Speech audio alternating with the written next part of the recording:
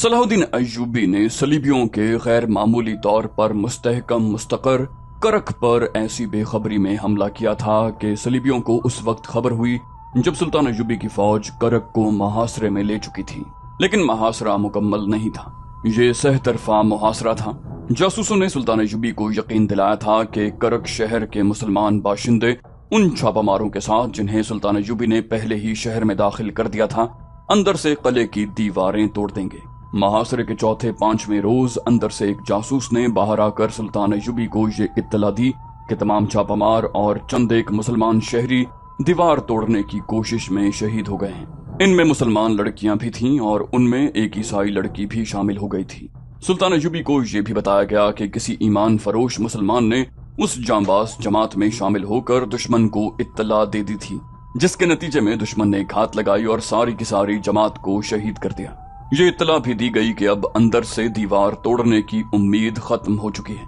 उम्मीदें खत्म होनी ही थीं। सलीबियों ने जब देखा कि दीवार तोड़ने वालों में करक के मुसलमान नौजवानों और लड़कियों की लाशें थीं, तो उन्होंने मुसलमानों की अंधाधुंध पकड़ धकड़ शुरू कर दी। लड़कियों तक को न बख्शा, जवानों को बेगार कैंप में, बूढ़ों को उनके अपने घरों में और जवान लड़कियों को किले की फौजी बैरकों में कैद कर दिया। उनमें से कुछ लड़कियों ने खुदकुशी भी कर ली थी, क्योंकि वो जानती थीं कि कुफार उनके साथ क्या सुलूक करेंगे। सलाहुद्दीन अय्यूबी को भी यही गम खाने लगा कि करक के मुसलमानों को ये कुर्बानी बहुत महंगी पड़ेगी। उसने जब इन जांबाजों की खबर सुनी तो अपने नायबीन से कहा, ये कारस्तानी सिर्फ एक ईमान फरोश मुसलमान की है।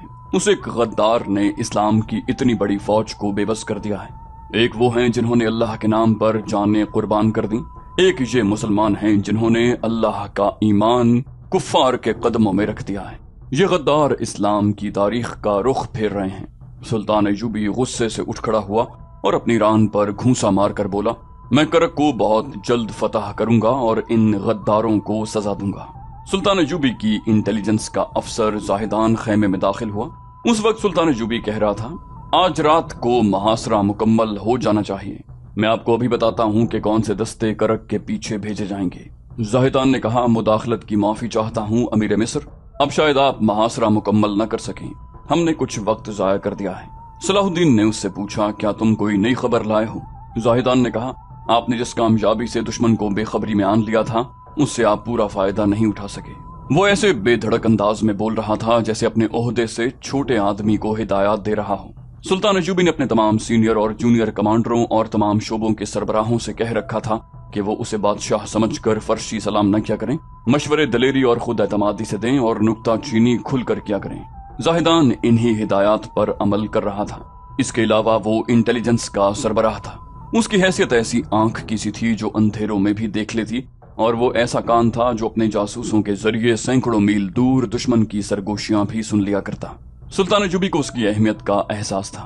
वो जानता था कि कामयाब जासूसी के बगैर जंग नहीं जीती जा सकती, खुसूसन इस सूरत हाल में जहां सलीबियों ने सल्तनत इस्लामिया में जासूसों और तखरीबकारों का जाल बिछा रखा था।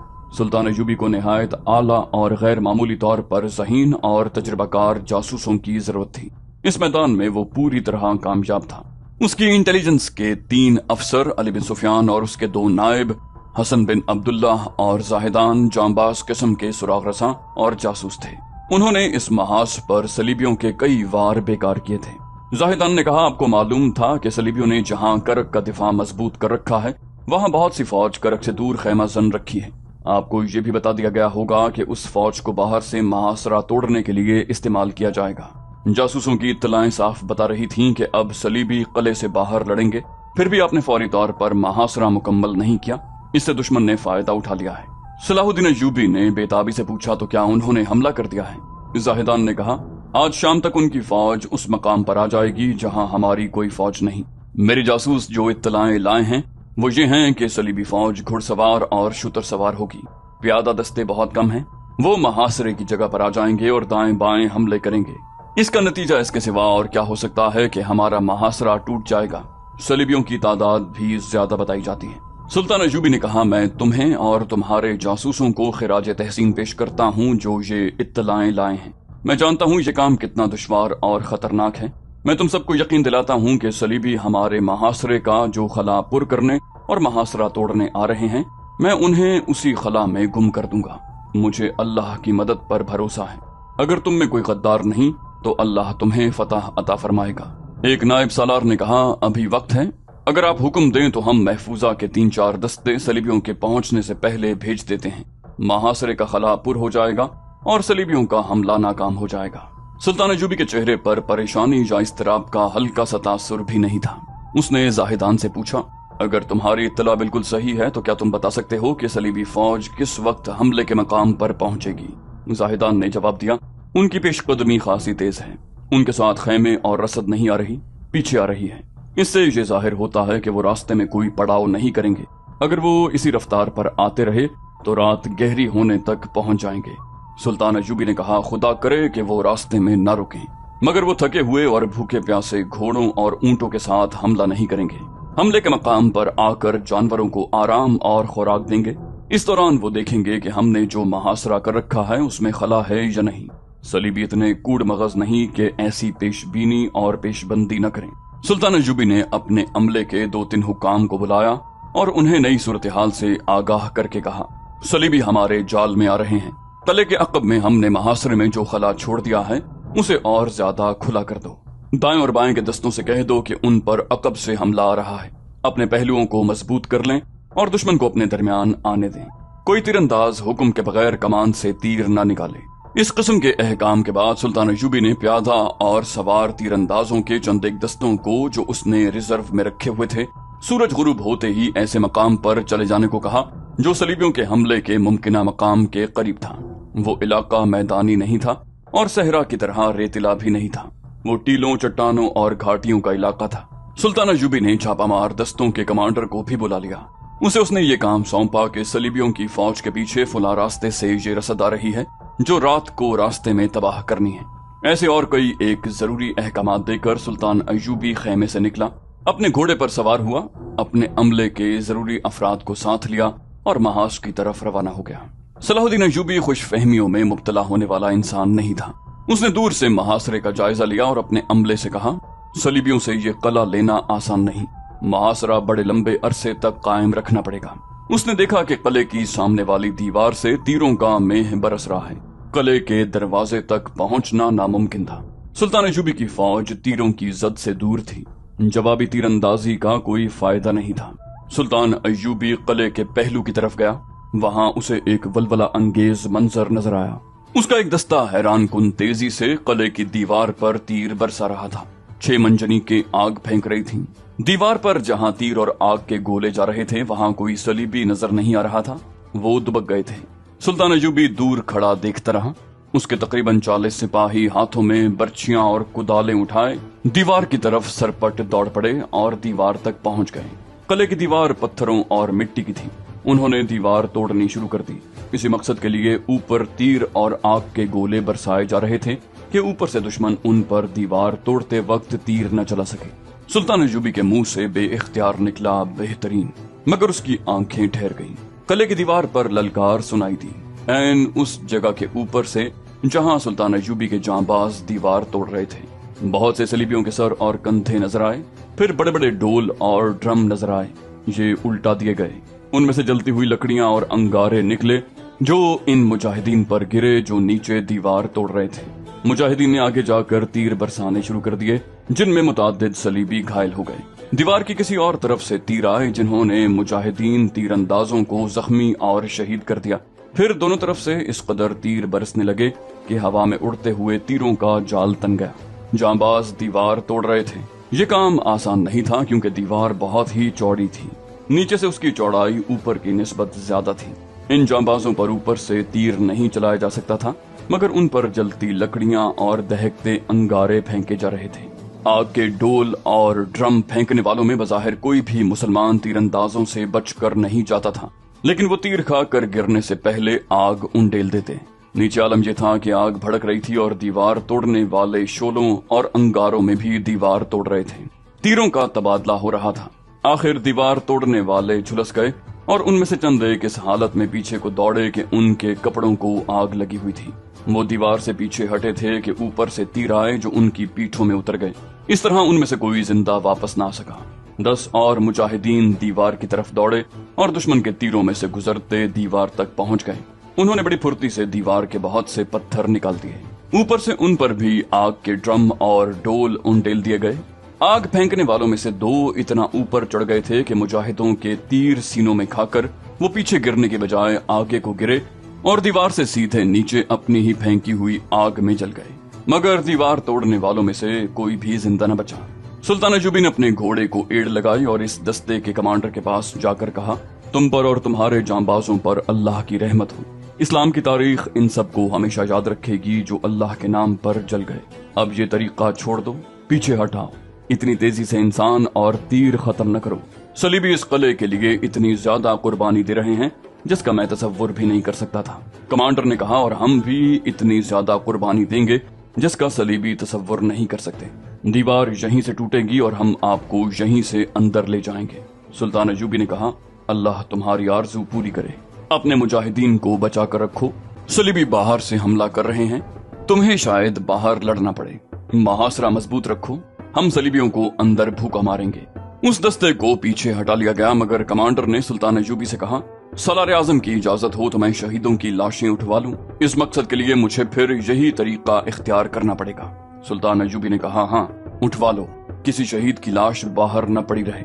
सुल्तान अय्यूबी वहां से चला गया। उस जांबाज दस्ते ने जिस तरह अपने साथियों की लाशें उठाई वो एक वलवला अंगेज मंजर था। जितनी लाशें उठानी थीं उतने ही मुजाहिदीन शहीद हो गए। सुल्तान अय्यूबी दूर निकल गया। जंग के दौरान वो अपना परचम साथ नहीं रखा करता था ताकि दुश्मन को मालूम ना हो सके कि वो कहाँ है। वो अपनी फौज से दूर हट गया और बहुत दूर जाकर वो टीलों, चट्टानों और घाटियों के इलाके में चला गया। वो घोड़े से उतरा और एक टीले पर जाकर लेट गया ताकि उसे दुश्मन न देख सके। उसे किला और शहर की दीवार नजर आ रही थी और कमोबेश 1 मील लंबा वो इलाका भी नजर आ रहा था जहाँ अभी उसकी फौज नहीं पहुंची थी। उसने टीलों के इलाके का जायजा लिया, हर जगह घूमा फिरा। इसी जायजे और देखभाल में सूरज गुरूब हो गया। वो वहीं रहा। शाम गहरी हुई तो उसे इत्तला दी गई कि उसके हुक्म के मुताबिक प्यादा और सवार तीरंदाजों के दस्ते आ रहे हैं। उसने अपने कासिद से कहा कि कमांडरों को बुलाया जाए। जब कमांडर उसके पास आए तो छापामार दस्ते का कमांडर भी उनके साथ था। उसे सुल्तान अय्यूबी ने रास्ता बताकर अपने हदफ पर जाने को कहा। फिर वो दूसरे कमांडरों को हिदायत देने लगा। रात आधी गुजरी थी कि दूर से घोड़ों की आवाजें इस तरह सुनाई देने लगी जैसे सैलाब बंद तोड़ कर आ रहा हो। चांद पूरा था, चांदनी शफाफ थी। सलीबियों के घुड़सवार टीलों और चट्टानों से कुछ दूर तक आ गए। उनके पीछे शुतर सवार थे। उनकी तादाद के मुताल्लिक मौरिखों में इख्तिलाफ पाया जाता है।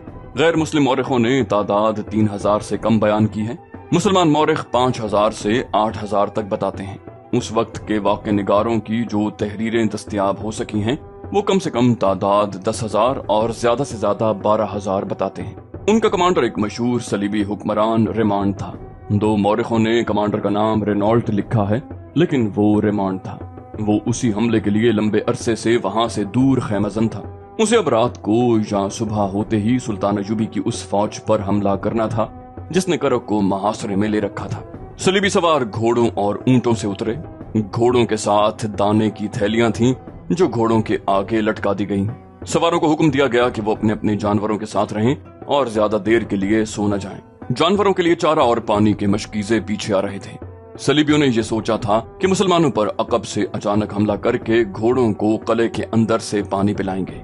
सुल्तान अय्यूबी के दीदबान सलीबियों को बड़ी अच्छी तरह देख रहे थे और घबरा भी रहे थे क्योंकि सलीबियों की ताकत बहुत ज्यादा थी। इतनी ज्यादा ताकत से वो महासरा तोड़ सकते थे। सहर अभी धुंधली थी। सलीबियों के सवार होने, बर्छियां और तलवारें तैयार रखने का हुक्म मिला। ये दरअसल हमले का हुक्म था। वो एक बड़ी ही लंबी सफ की सूरत में आगे बढ़े। जूं ही अगली सफ ने एड़ लगाई, अकब से तीरों की बौछारें आने लगी। जिन सवारों को तीर लगे वो घोड़ों पर ही औंधे हो गए या गिर पड़े, और जिन घोड़ों को तीर लगे वो बेकाबू होकर भाग उठे। ऊंट अभी चले ही थे कि उनमें भगदड़ मच गई।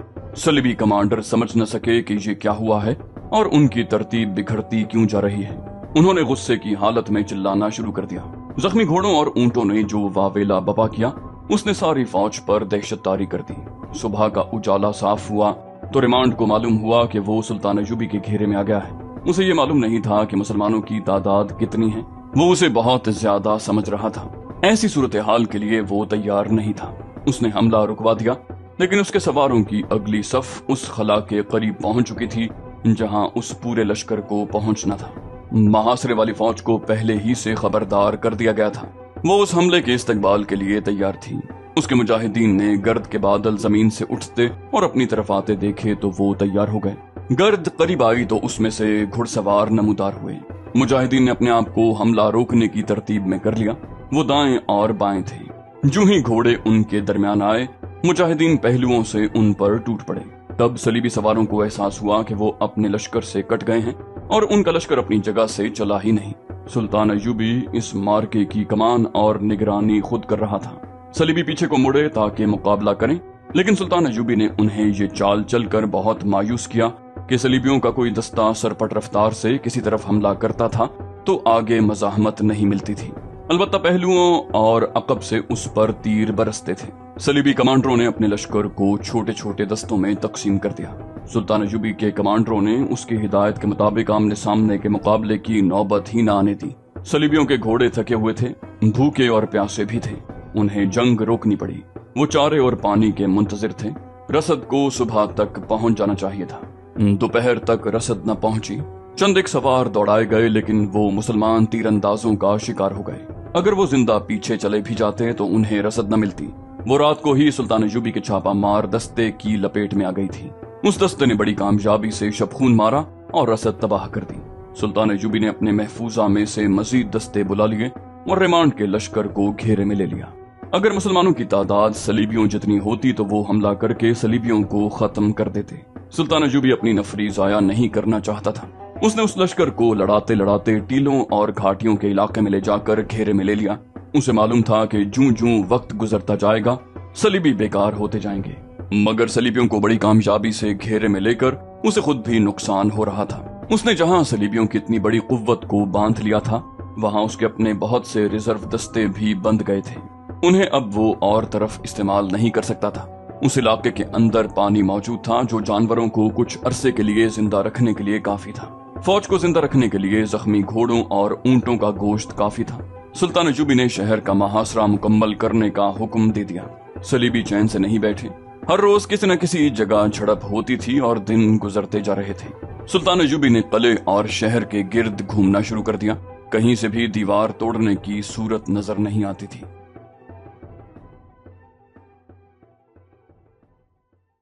तो दोस्तों, ये थी हमारी आज की एपिसोड। उम्मीद करते हैं आपको हमारी एपिसोड पसंद आई होगी। जाने से पहले इस वीडियो को लाइक, शेयर और कमेंट करना मत भूलिए। और अगर आप हमारे चैनल पर नए हैं तो इसे सब्सक्राइब कीजिए और बेल आइकन पर क्लिक कीजिए ताकि आपको तमाम वीडियोस फौरन मिलती रहें। अगली वीडियो तक के लिए अपना ख्याल रखिए। अल्लाह हाफिज।